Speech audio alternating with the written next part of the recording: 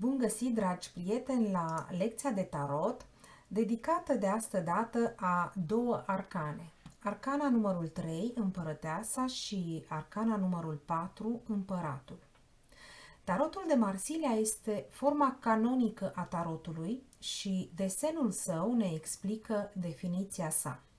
Astăzi vom descoperi cum un detaliu grafic aproape imperceptibil, care nu este întotdeauna respectat în grafica seriilor a tarotului de Marsilia, poate să ne vorbească despre definiția cărților. Acest detaliu, aproape imperceptibil, este forma convexă a crucii împărătesei versus forma concavă a crucii împăratului. Dacă privim mai de aproape, când privim punctele crucii împărătesei, vedem că sunt rotunjite spre exterior, ceea ce denotă o formă convexă. Și când privim punctele crucii împăratului, vedem că sunt rotunjite spre interior, ceea ce denotă o formă concavă. Acest simbol a existat dintotdeauna în arcane. Simbolul unei cruci convexe, precum al împărătesei, este un simbol de emitere de energie sau de radiații energetice, iar simbolul unei cruci concave, precum cea a împăratului care revine spre centru, este un simbol de recepție și de materializare a energiei în ceva vizibil.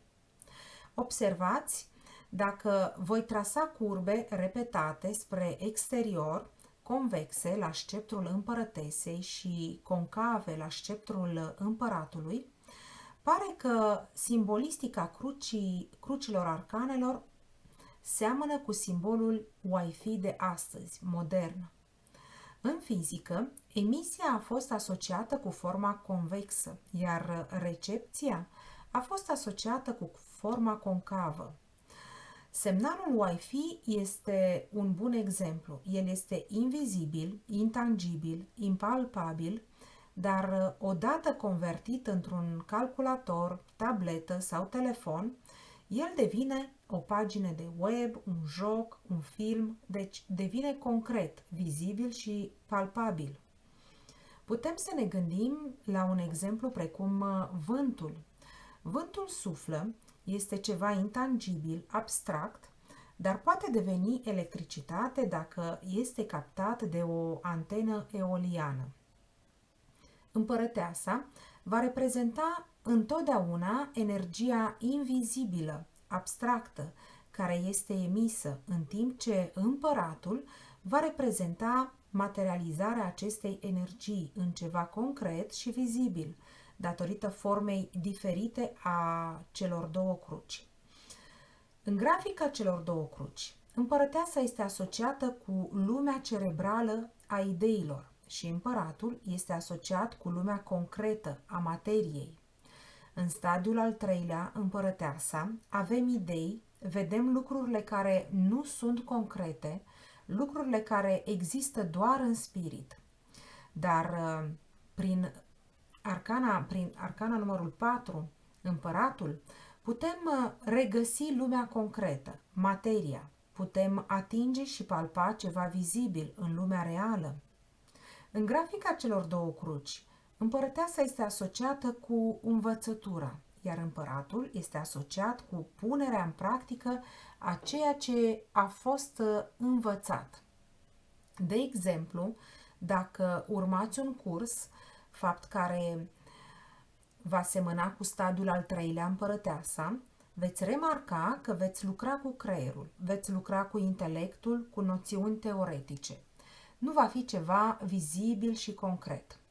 Dar dacă veți utiliza informația învățată în timpul cursului și ați implementa-o în viața de zi cu zi, dintr-o dată veți avea rezultate concrete. Poate fi o meserie, urmare a cursului învățat. Împărăteasa reprezintă momentul în care am lucrat cu mintea pentru a învăța ceva, care este o concepție abstractă, iar împăratul reprezintă momentul în care valorificăm învățătura în lumea reală, concretă. În grafica celor două cruci, împărăteasa este asociată cu un proiect, un plan, o elaborare și împăratul este asociat cu concretizarea planului. În etapa împărătesei avem o idee, un proiect. Suntem în latura abstractă, cu un creion și o foaie de hârtie, dar nu este încă ceva care există în lumea reală. Dacă ideea sau proiectul reușește, este pentru că a fost bine elaborat. Este rolul împărătesei să pregătească proiectul, dar va trebui să caute puterea împăratului pentru a concretiza proiectul. De exemplu, un arhitect care desenează planul unei case perfect, într-o zi va avea nevoie de un șantier de lucru și va avea nevoie de energia împăratului pentru a putea construi casa definitiv. Sper că acest video, foarte simplu, v-a făcut să descoperiți cum un singur element din grafica arcanelor, chiar neînsemnat, vă permite să înțelegeți mai bine definiția arcanelor.